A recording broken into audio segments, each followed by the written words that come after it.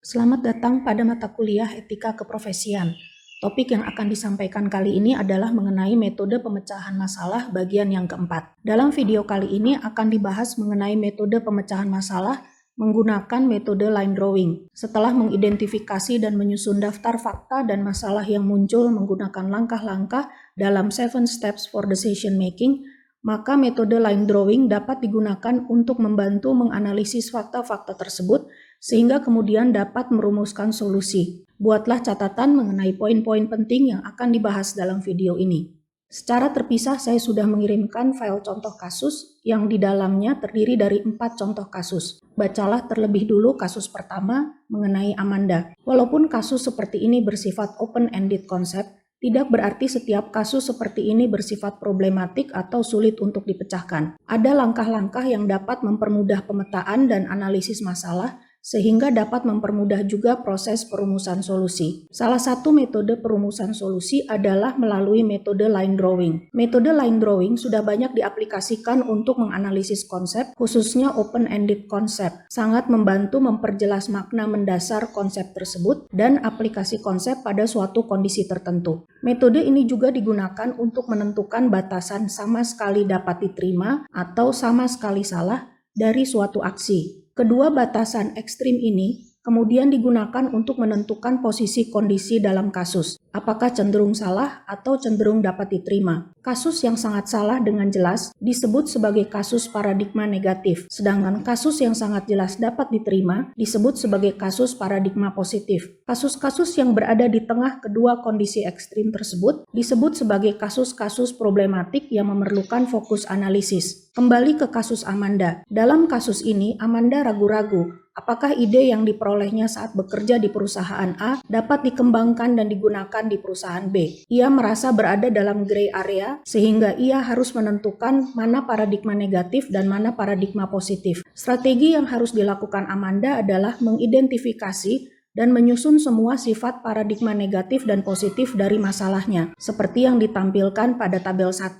Setelah itu, Amanda dapat membandingkan kondisinya dengan semua sifat paradigma tersebut, seperti yang dilakukan pada tabel 2. Misalnya sifat negatif dalam kasusnya adalah bahwa Amanda sudah menandatangani persetujuan menjaga rahasia dagang dengan perusahaan A yang termasuk di dalamnya semua idenya dan tampaknya ia belum meminta izin dari perusahaan A untuk menggunakan idenya di perusahaan B. Sifat yang positif adalah bahwa perusahaan A dan B bukan merupakan kompetitor. Setelah Amanda melakukan analisis komparatif seperti pada tabel 2, ia menemukan bahwa masih ada kemungkinan-kemungkinan yang sangat kompleks yang belum dipikirkannya secara mendalam. Misalnya, ia belum memikirkan bahwa ada kemungkinan ide tersebut berkembang karena interaksinya dengan pegawai lain di perusahaan A, atau bahwa penggunaan fasilitas laboratorium di perusahaan A juga memberikan kontribusi penting terhadap pengembangan idenya, atau walaupun perusahaan A bukan kompetitor perusahaan B, tetapi ada kemungkinan setelah Amanda mengembangkan idenya di perusahaan B,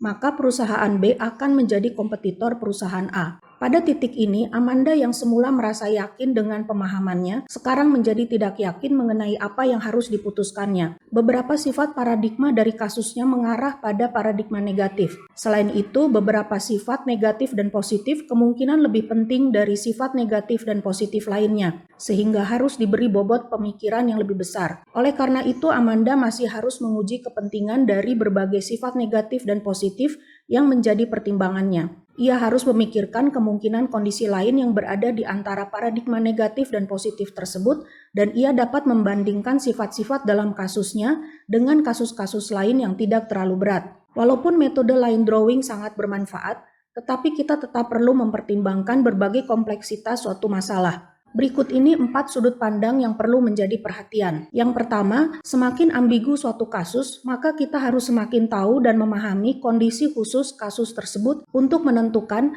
apakah kasus tersebut dapat diterima secara moral atau salah secara moral. Misalnya dalam kehidupan sehari-hari, menentukan bahwa seseorang salah bila tidak dapat mengembalikan uang yang dipinjamnya untuk membeli makanan dapat diputuskan berdasarkan kondisi peminjam uang dan hubungannya dengan orang yang meminjamkan uang tersebut. Serupa dengan kasus Amanda, apakah dapat diterima bila ide yang ditemukan saat bekerja di perusahaan A kemudian dikembangkan di perusahaan B dengan proses yang sama sekali berbeda dengan proses yang dilakukan di perusahaan A, hanya dapat diputuskan dengan mengetahui asal-usul proses munculnya ide tersebut dan kebijakan di perusahaan A dan perusahaan B. Contoh lain misalnya, apakah suatu pembayaran dianggap suatu penyogokan bergantung pada jumlah dan waktu pembayaran, pengaruhnya terhadap orang yang menerima pembayaran, aksi yang muncul dan dilakukan setelah pembayaran tersebut, dan lain-lain. Yang kedua adalah memaksakan suatu garis batas antara berbagai kasus adalah suatu tindakan yang keliru. Keliru bila membuat keputusan dari kasus-kasus yang dikotak-kotakan seperti itu